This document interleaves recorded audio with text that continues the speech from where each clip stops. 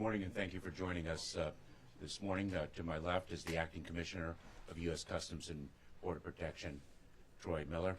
Ricardo Zuniga, to my right, from the United States Department of State. As you know, on Thursday, tomorrow, May 11th, at 11:59 p.m. Eastern Time, the Title 42 Public Health Order will terminate. At that point, we will once again process people at our southern border using our immigration enforcement authorities under Title 8 of the United States Code. Our overall approach is to build lawful pathways for people to come to the United States and to impose tougher consequences on those who choose not to use those pathways. We are taking this approach within the constraints of a broken immigration system that Congress has not fixed for more than 2 decades, and without the resources we need, personnel, facilities, transportation, and others that we have requested of Congress and that we were not given. We have seen the effectiveness of our approach. More than 100,000 people from Cuba, Haiti, Nicaragua, and Venezuela have arrived lawfully through the pathway we have made available to them, and we reduced border encounters from these groups by 90% between December of last year and March of this year. Our president has led the largest expansion of lawful pathways ever.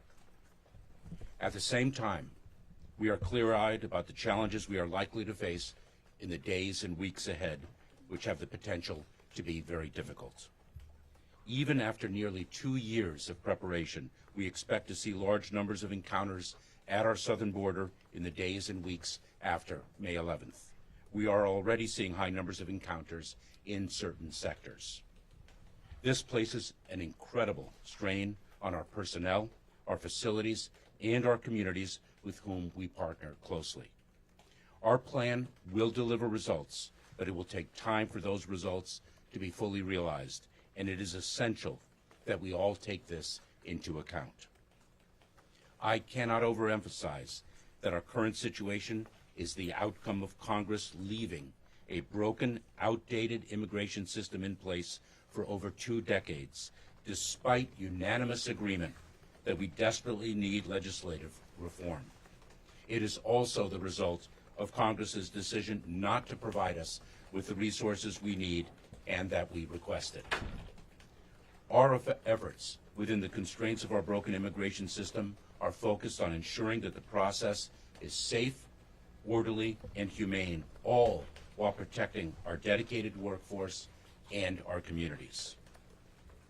Let me be clear. The lifting of the Title 42 Public Health Order does not mean our border is open. In fact, it is the contrary. Our use of our immigration enforcement authorities under Title 8 of the United States Code means tougher consequences for people who cross the border illegally.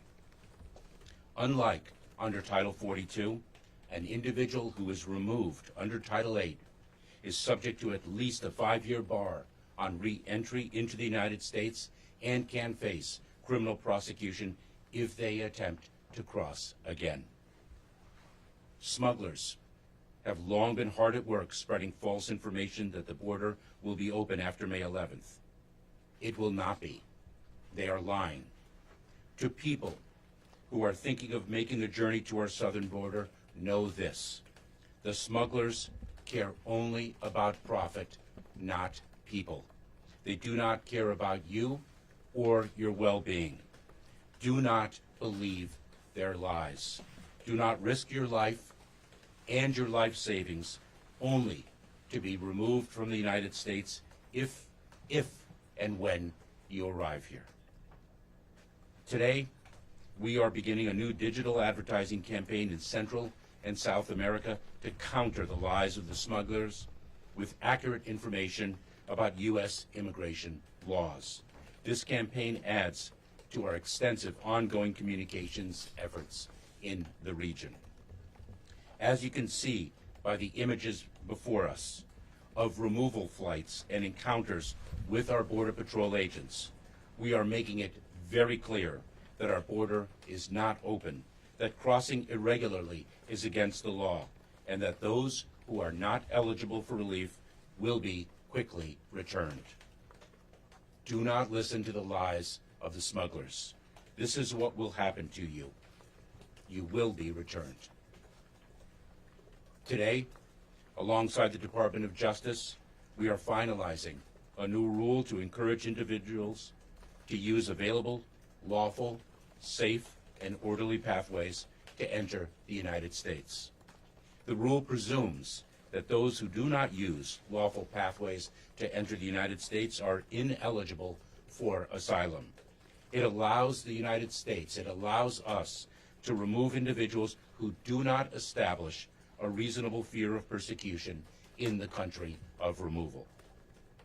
Non-citizens can rebut this presumption only in very limited circumstances. For example, if they have used our lawful pathways or sought asylum or protection in another country through which they have traveled and were denied. This rule goes into effect once the Title 42 public health order terminates tomorrow, on Thursday at 11:59 p.m. Eastern Time. What I have just described are only a few elements of an expansive effort that began in 2021 to prepare for this transition from the Title 42 Public Health Authority to our tougher immigration enforcement authorities. In addition to obtaining the first increase in Border Patrol agent hiring in over a decade, the first in over a decade, we are in the process of surging personnel to the border, including more than 1,400 DHS personnel, 1,000 processing coordinators, and an additional 1,500 Department of Defense personnel. All of these individuals will allow our law enforcement officers to stay in the field and focus on their critical mission. We are delivering on tougher consequences for unlawful entry, including the return, removal, and expulsion of more than 665,000 people during the first half of this fiscal year. We are conducting dozens of removal flights per week, and we continue to increase our removal flight capability. We are increasing our efficiency and reducing processing times at the border. We launched the CBP One app, which in its first 4 months helped 83,000 individuals schedule an appointment at a port of entry, and we are taking steps to expand available appointments.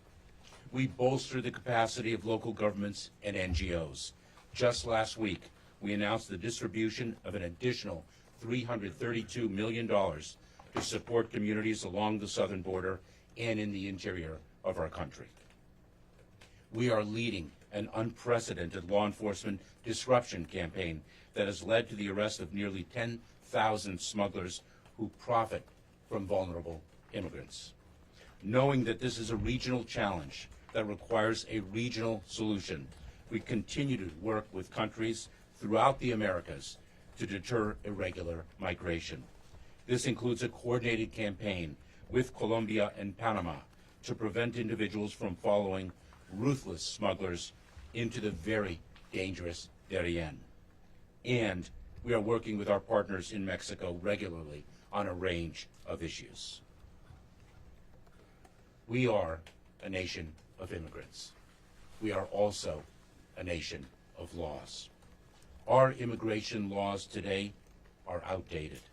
The solution we are implementing are the best available within our current legal authority, but they are short-term solutions to a decades-old problem. The kind of migration we continue to see today requires more resources we have requested and have not received, clearer authority, and modernized processes that only Congress can deliver. We urge it to do so. Now, I think we'll take some questions. Take a few questions. Nick, go ahead. Thank you, Mr. Secretary. We've just seen some images from Texas showing Texas National Guard and DPS physically blocking migrants from climbing up the riverbanks and accessing U.S. soil. Does the department believe that that's a legal enforcement posture by the state of Texas? Nick, I'm going to leave it to our Department of Justice to speak to the lawfulness or lack thereof of those actions. I will tell you this, that our Border Patrol agents and our officers work very closely with the Department of Public Safety in Texas on the ground when it is a coordinated and collaborative effort. It is essential that law enforcement work as one team to address the challenge of the southern border. Quinn, go ahead. Thank you, Mr. Secretary. How many credible fear screening interviews do you expect to conduct on a daily basis? And are you confident that we'll keep up with the number of apprehensions you all are seeing and expect to see in the days ahead? So we are, the Department of Homeland Security, with one of our agencies, U.S. Citizenship and Immigration Services, is indeed surging asylum officers to Border Patrol facilities as well as to Immigration and Customs Enforcement detention facilities to conduct an unprecedented number of credible fear screenings under the asylum rule that is going to be implemented beginning upon the end of Title 42. We are surging approximately 1,000 or more asylum officers for that purpose.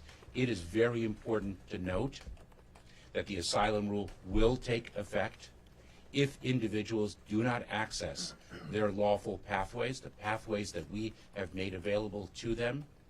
They will face a rebuttable presumption, but a presumption of ineligibility for asylum. They will have to meet a higher bar. This president, our president, has led the expansion of lawful pathways more than anyone else in our history. Pedro? Yes, Secretary, we have read that the administration is considering releasing migrants after they're being carefully vetted, and we just had some teams in El Paso yesterday observed some migrants being vetted for an hour and then afterward being released with a permit to stay in the country for a year. I wonder how that process is being done and how secure you are of those vettings that are taking place on the border. So U.S. Customs and Border Protection screens and vets individuals whom we encounter. Individuals, the vast majority of individuals, will be returned, those who do not qualify, from Border Patrol stations or Immigration and Customs Enforcement detention facilities. We often, as has every administration, release individuals into immigration enforcement proceedings, and those individuals, if they do not qualify for relief, will be removed. We screen and vet individuals whom we encounter. Michelle? So you have promised to build an immigration Michelle, system based on waiting. equity. Michelle. Is there any plan for If America I may in your follow, equity plan? if I may. Thank you, Michelle. Mr. Secretary. Go ahead, Michelle. Just to follow up on the credible fear question, can you give us an idea of what percentage of migrants you think will be receiving those screenings? Is it all, most, half, some? And can you also speak to the agreement with Mexico? I know you guys have specifically said they're planning to take back people from the four nationalities, the Cubans, Venezuelans, Nicaraguans, and Haitians, but is there a possibility that they would take back any other nationalities as well? Michelle, let me break it down a little bit. We are giving the option to individuals who are in our custody the option of voluntarily returning to the country from which they came because of the consequence of a removal. People have to understand that under Title 8 of the United States Code, when one is removed, one faces at least a 5-year bar to reentry. And so we will give people an opportunity to avoid that tougher consequence by voluntarily returning. If they do not take that option and they do not claim fear, they will be removed immediately. If they do claim fear, they will encounter a higher threshold under our asylum rule unless they have accessed our lawful pathways or sought relief in another country and been denied. We are surging, as I mentioned, Michelle, asylum officers to ensure that that screening process, that credible fear screening process, is done fairly with access to counsel, but expeditiously. Suzanne, So over. how do Americans gain from the Suzanne? immigration paths you're opening, sir? I mean, nobody ever asked this question. Do Americans gain from all the immigrants you're bringing into the country to drive down wages, to push up rents? Sir, we are a nation of immigrants, and we are a nation of laws. Individuals who qualify for relief under our laws have a basis to remain in the United States. The contributions of immigrants to this country is quite clear. Thank you. Next to Suzanne. Thank you. Good morning. Morning. Do you guys anticipate requesting supplemental funding for the border from Congress? Last I heard, there hadn't been a request made. If you do anticipate it, like what type of criteria would trigger that kind of request from you guys? In December of this past year, we sought more than $4 billion in funding to address our resource needs because we are operating within an entirely broken immigration system, and that is something about which there is unanimity. We did not receive the funding that we requested. We received approximately half of what we requested and half of what we needed, which is why we are encountering some of the challenges. We have sought a reprogramming, and we have communicated to Congress that reprogramming is a fraction of what we ultimately need. We have time for one more. Rob? Gary Gromack. I'm so sorry. Gary Gromack from NBC News. You mentioned some of the immigration proceedings to Pedro. Are you prepared to start releasing migrants into the U.S. without court dates and without a way to track them to reduce overcrowding? So when, like other administrations, when we release individuals, we release them on conditions. And their compliance with those conditions is absolutely necessary. And if they fail to comply, we will seek to apprehend them and remove them. They are ultimately in immigration enforcement proceedings. But what we are speaking of, what you are inquiring of, is a fraction of the people that we encounter. In fact, the vast majority will be addressed in our Border Patrol facilities and our ICE detention facilities. Is that not a message, though, that the border is open, then, to migrants? Oh, absolutely, absolutely not. And I think you can ask the approximately 1.4 million people who were expelled, returned, or removed from the United States this past year. Do you still Sir, consider David, this all a of challenge us, and not a you wanna add crisis? anything You else still on consider regional this? processing Is now a centers? crisis? I'm sorry? If you wanted to add anything else on regional processing centers, if not, we'll close remarks. Let me just answer Marcia's question, if I may, with respect to regional processing centers. They are a powerful example of what I expressed earlier, which is that our president has led the expansion of lawful pathways more than anyone preceding him. The regional processing centers are an extraordinary example of that leadership. These are places where we feel a humanitarian as well as a security imperative to meet people where they are, to cut the smugglers out, and to provide them with a safe and orderly way to arrive in the United States if they qualify for relief. We are surging our personnel in close partnership with the Department of State, in close partnership with countries in the region. We require a regional response to what is a regional challenge. We will, in these regional processing centers, screen individuals to determine whether they are eligible for refugee status in the United States, whether they qualify for what we are expanding in our family reunification programs, or whether on an individualized basis, on a case-by-case basis, as the law requires, whether they are eligible for other humanitarian relief. That is what we are doing. The phenomenon of migration is different than it was 10, 12 years ago. We are seeing an unprecedented level of migration throughout the hemisphere. I believe there are approximately 20 million displaced people in our hemisphere. In addition, the smugglers control the migratory paths. We will cut the smugglers out. We will reach qualifying individuals where they are, and provide them with a safe and orderly pathway. If they arrive at our southern border, they will meet consequences. We urge migrants, once again, not to believe the smugglers who are lying to them solely to make a profit. We are building lawful pathways for you to come to the United States. Do not place your life and your life savings in the hands of ruthless organizations.